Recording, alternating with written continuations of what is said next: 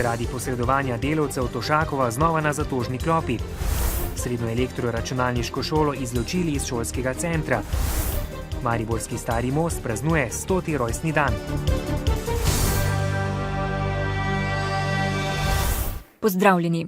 Danes se je v Mariboru začelo sojenje nekdanji direktorici Vegrada Hildi Tovšak v povezavi z nedovoljenim dajanjem in prejemanjem daril pri posredovanju tujih delavcev za delo na 6. bloku Termoelektrarne Šoštanj, a se zaradi zdravstvenih težav naroka ni udeležila. Na obravnavo pa je prišlo še 5 soobtoženih, 2 sta krivdo priznala. Zastopnik poljskega podjetja Rimak, Marek Konfis in Aleš Pangerc iz Rave na Koroškem sta krivdo priznala. Oba bosta morala z družbeno koristnim delom odslužiti 1 leto zapora. Sodnica Vanja Vrdel-Kokol pa jima je naložila še 17 in 12 tisoč evrov denarne kazni. Obtožnica Konfisa, ki je bil vodja gradbišča pri gradnji 6. bloka Termoelektrarne Šoštanj, premeni sprejemanje darila v vrednosti 1700 evrov in obljubo nadaljnega sprejemanja daril pri posredovanju tujih varilcev za projekt T6. Pangerc pa naj bi deloval kot umestni člen med nekdanjo direktorico Vegrada Hildo Tovšak in Konfizem. Skupna predvidena škoda, ki bi lahko nastala, če postopki ne bi bili ustavljeni, bi po ocenah tožilstva znašala 28 tisoč evrov. Poleg njiju in Tovšakove obtožnica bremeni tudi Uroša Plankarja, Aleša Maka, Darko Rudolf ter družbi Slavci in Terbo. Vsi naj bi vedeli za nedovoljeno dajanje in prejemanje daril. Plankar se današnjega naroka ni udeležil, krivde ne priznava. Za nedolžne pa so se izrekli tudi Aleš Mak, Darka Rudolf in zastopnik družbe Slavc Gregor Tovšak, sicer sin Hilde Tovšak. Sodba je pravnomočna, kar pomeni, da nima niti formalnih, niti vsebinskih pomanjkljivosti.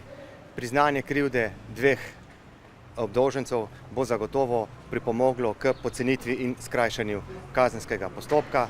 Predlagane kazni so tudi primerne glede na priznanje in težo kaznivega dejanja. Kakšno kazen bo zahteval za Tovšakovo, ki se danes obravnave zaradi zdravstvenih težav ni udeležila, ni želel povedati. Pred sodnico bo morala stopiti 5. septembra, ko se bo nadaljevalo sojenje tudi vsem, ki danes krivde niso priznali. Sicer je bila Tovšakova že obsojena v zadevah Čista lopata, Betnava, Rimske terme in Vegradova blagajna Vzajemne pomoči. Celjsko sodišče je 11. julija letos izreklo enotno zaporno kazen 7 let in pol. Na celjskem okrožnem sodišču se je začelo tudi sojenje nekdanjemu ekonomu mariborske nadškofije Mirku Krašovcu, ki je v zadevi Betnava osumljen napeljevanja k kaznivemu dejanju v škodo Evropske unije. Na današnji obravnavi krivde ponovno ni priznal, sicer pa mu grozi do 8 let zapora. V nadaljevanju sojenja bo tako Krašovec z zagovorom skušal dokazati, da ni kriv. Gospodu Krašovcu se pa v obtožbi očita, da je napeljal Dragico Marinič kot direktorico Betnave in Antona Ekarta kot nadzornika pri gradnji, da sta podala zahtevek na podlagi ponarejenih listin z lažno vsebino.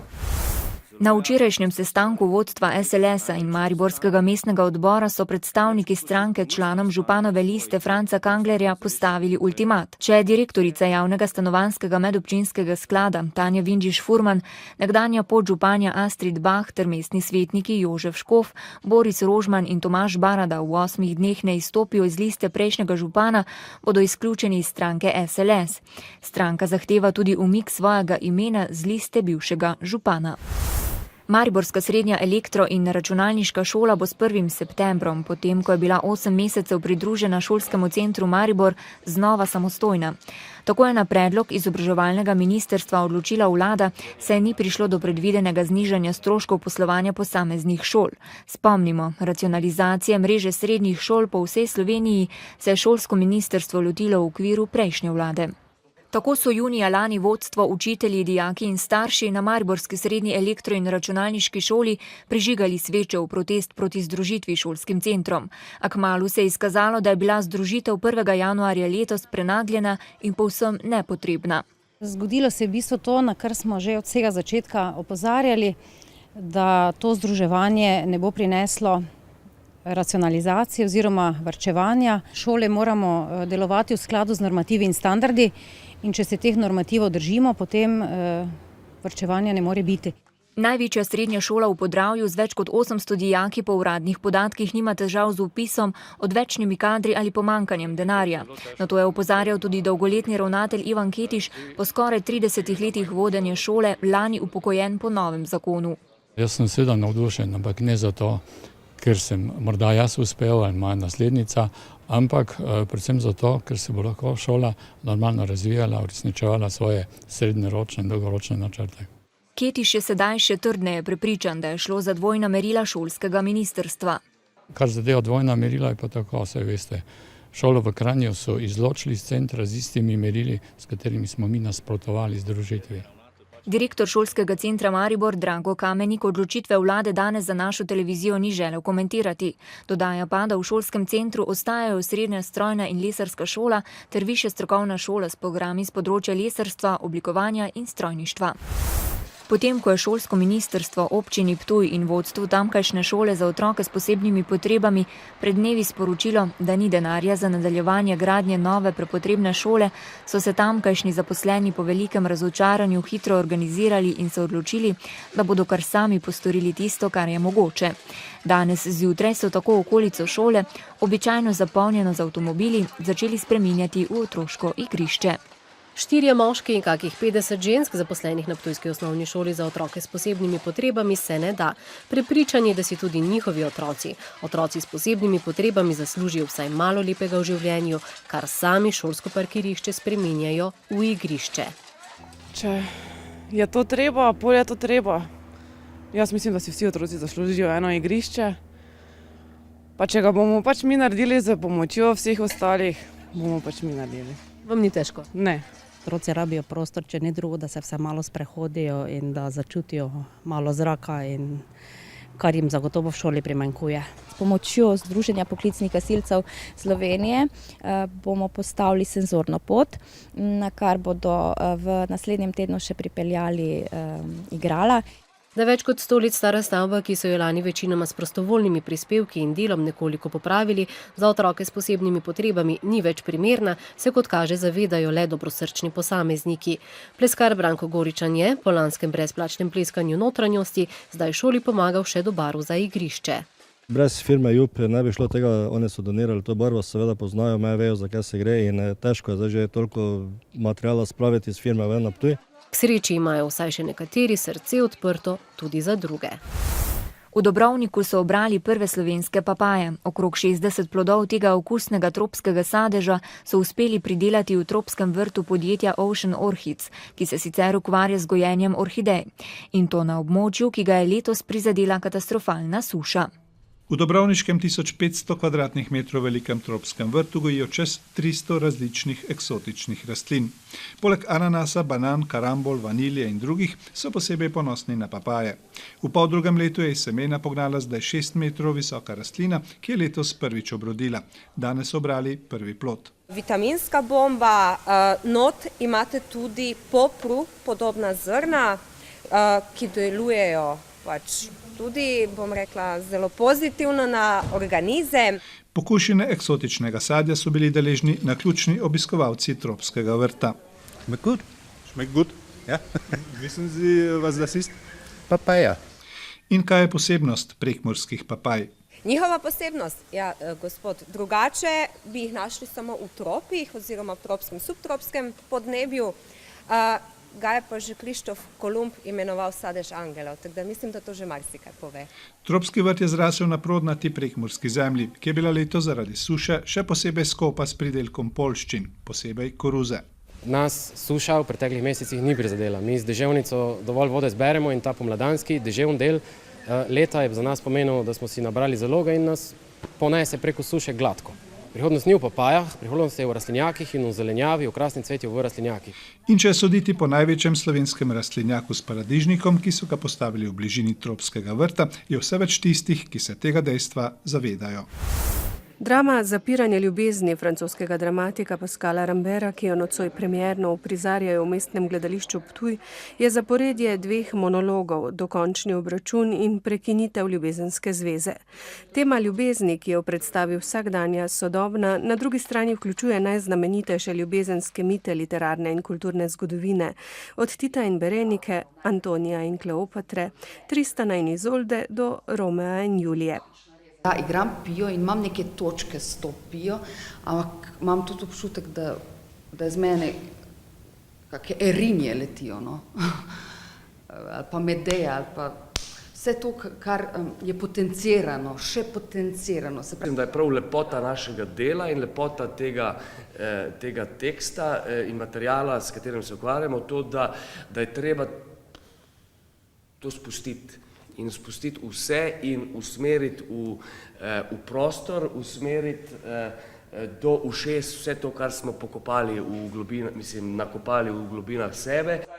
Predstava je zasnovana na jeziku monologu, govor pa je priložnost za raziskovanje temeljnih gledaliških načel. Drama nagovarja neposredno, tudi z brisanjem meje med igralcem in dramskim likom. Ovaj tekst je toliko intrigantan i uzbudljiv i za nas, za glumce osobito, ali i za publiku, jer čuju ono što se nikad ne čuje. I to je jedna mješavina visokog teatarskog jezika sa onim što čitamo kako se popularno kaže, u ženskim revijama. Zapiranje ljubezni je tekst, ki se spogleduje s francosko filozofsko tradicijo 18. stoletja. Večna tema ljubezen v tem izvirnem, tudi eksperimentalnem projektu prihaja v gledališče kot filozofska tema. Zgodnja premiera v ptujskem gledališču se s posebno pozornostjo do francoske poezije in literature vključuje v letošnje dneve poezije in vina. Občinstvo pa je predstavo, nastalo v koprodukciji z mini teatrom, festivalom Zadar Snova in Novim kazališčem, toplo sprejelo. Pred hišo Stare trte na Mariborskem Lentu so postavili klopotec. Ta naj bi odganjal ptiče in druge vsiljivce in poskrbel za dobro letino najstarejše trte na svetu. Klopotec se bo na Lentu oglašal skoraj ves prihodnji mesec, vse do trgatve. Mariborski glavni most prav danes praznuje svoj 100. rojstni dan. Prizadevanja za njegovo izgradnjo segajo sicer že v drugo polovico 19. stoletja, ko so ugotovili, da je stari leseni most vse bolj nevaren in ne omogoča varnega prečkanja reke. Z njegovo izgradnjo, ki je vnela tudi politične nemire v mestu, je bila sicer uničena srednjeveška zasnova glavnega trga. Vse do danes pa je ohranil vlogo glavne mestne prometnice. Dolgoletna prizadevanja za gradnjo novega mostu v Mariboru so zeleno luč dobila v začetku 20. stoletja, ko so bila odobrena finančna sredstva. Državni most bi sicer moral stati nekaj 10 metrov nizvodno, blizu Slovenskega narodnega doma. Politična trenja med Nemci in Slovenci v mestu pa so njegovo lokacijo postavila na glavni trg, ki je s tem zavedno izgubil svojo srednjeveško zasnovo. Tako je most potekal direktno v Gosposko ulico, kjer je bilo veliko trgovin, tudi trgovin mariborskih Nemcev. Most je bil v bistvu takšen, kot je bil eden najlepših mostov v Avstro-Ogrski, hkrati je pa pomenil pomembno prometno žilo med obema bregovoma Drave. Glavni most so v prisotnosti cesarjevega priljubljenega nadvojvode Friderika, župana Šmidererja in škofa Napotnika svečano odprli sončnega sobotnega popoldneva 23. avgusta 1913. Z samo otvoritvijo so sicer malo zamujali, to se pravi, da nekaj težav pri gradnji so imeli, vendar je na koncu se vse srečno izteklo, tudi kakšne večje nesreče pri sami gradnji ni bilo. Časopisi poročajo, da je bilo kar več tisoč ljudi, ki so prisostvovali tej slavnostni otvoritvi. Most je včakal propad Avstro-Ogrske monarhije, nastanek in propad kraljevine Jugoslavije. Prav vojska slednjega je 7. aprila 1941 pred prihodom vojske Tretjega rajha zaminirala. Leta 1943 pa je bil znova obnovljen. Vendar pa od takrat naprej nima več vsega okrasja, ki ga je imel, čudovitih pilonov, grbov. V drugi polovici 20. stoletja je doživel veliko prenov, vendar mu nobena, tudi obsežna leta 2000, ni povrnila nekdanjega secesijskega blišča. Državni, glavni, danes pa bolj poznan kot Stari most, je sicer še vedno pomembna mestna prometnica. Razstavi o njegovi zgodovini pa si lahko ogledate v Mariborski univerzitetni knjižnici in Pokrajinskem arhivu. Na povabilo avstrijskega kanclerja Wernerja Fajmana sta v Gradec na delovni obisk prišla slovenska premijerka Alenka Bratušek in hrvaški premijer Zoran Milanović. Prvo skupno tristransko srečanje je namenjeno krepitvi sodelovanja med državami, predvsem na gospodarskem področju in reševanju nekaterih težav. Bratuškova naj bi na pogovorih iskala tudi podporo Avstrije in Hrvaške pri nasprotovanju gradnji italijanskega plinskega terminala v Žavljah.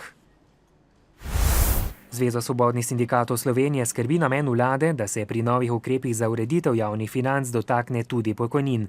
Sindikati opozarjajo, da so pokojnine že zdaj nizke, zato bodo uporabili vsa sredstva za preprečitev morebitnega znižanja pokojnin. Delničarji Gorenja so na današnji skupščini podprli kar 3 dokapitalizacije. Prvo bo izvedel Gorenjev strateški partner Panasonic z vplačilom 2,3 milijona novih delnic po ceni 4,31 evra za delnico oziroma skupno 9,68 milijona evrov, s čimer bo postal 13% lastnik družbe. Soglašali so tudi z uvrstitvijo Gorenjevih delnic na borzo v Varšavo. V ljubljanski stolnici je zjutraj potekala maša v spomin na žrtve totalitarnih in avtoritarnih režimov, ki jo je daroval apostolski nunci Julius Janus. Osrednje sporočilo je, da se moramo spominjati žrtev in krvnikov, saj so bili tudi oni žrtve totalitarnih režimov. Nunci je ob tem izpostavil še svojo izkušnjo povojnih odnosov med Poljsko in Nemčijo, kjer so prav poljski škofje leta 1966 prekinili sovražne odnose med državama. S Kantfestom, avtorskimi predstavitvami novih, še neuveljavljenih slovenskih glasbenikov, se je v Rušah začel festival Letni oder Ruše. Do 1. septembra bo postregel številnimi gledališkimi, glasbenimi, rekreativnimi in športnimi prireditvami. Letošnja novost so etnografske vsebine, povezane s tradicijo steklarstva in obrtništva v Rušah, ter sodelovanje ljubiteljskih kulturnikov. V 10 dneh se bo zvrstilo več kot 60 dogodkov, večina prireditev je brezplačnih. Cene vstopnic za predstave na glavnem odru v letnem gledališču pa znašajo od 5 do 13 evrov. Košarkarska reprezentanca Slovenije bo danes ob 20:45 v dvorani Bonifika v Kopru odigrala svojo 10. prijateljsko tekmo v okviru priprav na Evropsko prvenstvo, ki se bo pri nas začelo 4. septembra. Tekmec bo reprezentanca Črne Gore. Izbranci selektorja Božidarja Maljakoviča so doslej izgubili le eno tekmo na turnirju v Beogradu proti Srbiji. Do konca priprav pa bodo odigrali še 2 prijateljski tekmi. V soboto z Italijo in 31. avgusta v Stožicah proti Franciji. Zaradi državljanske vojne v Siriji je moralo svoje domove in državo zapustiti že 1 milijon otrok, so sporočili Združeni narodi. Še 2 milijona otrok pa je zaradi vojne razseljenih po Siriji. Največ otrok se je pred nasiljem zateklo v Libanon, Jordanijo, Turčijo in Irak. Sirijo in mednarodno javnost pa še vedno pretresa tudi srednji napad na predmestje Damaska, ko so vojaki predsednika Bašarja al-Asada domnevno s kemičnim orožjem ubili več kot 1300 ljudi. Na Kitajskem se nadaljuje sojenje nekdanjemu vplivnemu politiku Bo Xilaju. V postopku proti nekdanjemu visokemu predstavniku komunistične partije, ki je obtožen korupcije in zlorabe položaja, je pričala tudi njegova žena Gu Qiljaj. Gu, ki prestaja zaporno kazen zaradi umora britanskega poslovneža, je svojega moža močno obremenila. Povedala je, da je vedel za nezakonita darila in denar, ki jih je prejemala njegova družina. Z Indije pa poročajo o novem brutalnem skupinskem posilstvu. 5 moških je v Mumbaju posililo neko 23-letno fotoreporterko in preteklo moškega, ki jo je spremljal med fotografiranjem neke zapuščene tovarne. 23-letnica se zaradi notranjih poškodb zdravi v bolnišnici. Policija je v zvezi s posilstvom zaslišala 35 ljudi, 5 posiljevalcev pa še iščejo. Tole pa so posnetki obsežnega gozdnega požara blizu Narodnega parka Yosemite v ameriški zvezni državi Kaliforniji. Z ognjem, ki je zajel že skoraj 22.000 hektarjev gozdnih površin, se bojuje kakšnih 1300 gasilcev. Ognjeni zublji ogrožajo več tisoč hiš, hotelov in tudi zgradbe v Narodnem parku, zato je večina turistov območje že zapustila. V londonskem živalskem vrtu skrbniki redno spremljajo napredek tamkajšnjih živali. Vsako natančnost tehtajo in izmerijo, ter tako ugotovijo, ali so pretežke in ali se dovolj gibljejo. Njihovo delo pa je zelo zamudno in hkrati nevarno, saj morajo obiskati tudi kletke nevarnih plenilcev, kot je denimo sumatrski tiger. Oskrbniki morajo tako pregledati kar preko 10 000 živali. Podatke hranijo v posebnem informacijskem sistemu, tako da lahko do njih dostopajo tudi ostali delavci v živalskih vrtovih po svetu. Zvečer se bodo od zahoda začele pojavljati padavine, ki se bodo ponoči širile proti vzhodu. Vmes bodo tudi nevihte. Jutri dopoldne bo dež na zahodu države že ponehal, popoldne pa prehodno tudi drugod po državi, delno se bo zjasnilo. Najnižje jutranje temperature bodo od 12 do 17, najvišje dnevne od 22 do 26 stopinj Celzija. V noči na nedeljo se bo dež od zahoda spet razširil nad vso državo. Nekoliko hladneje bo. V ponedeljek bo spremenljivo oblačno, predvsem v zahodnji in osrednji Sloveniji bo občasno še deževalo.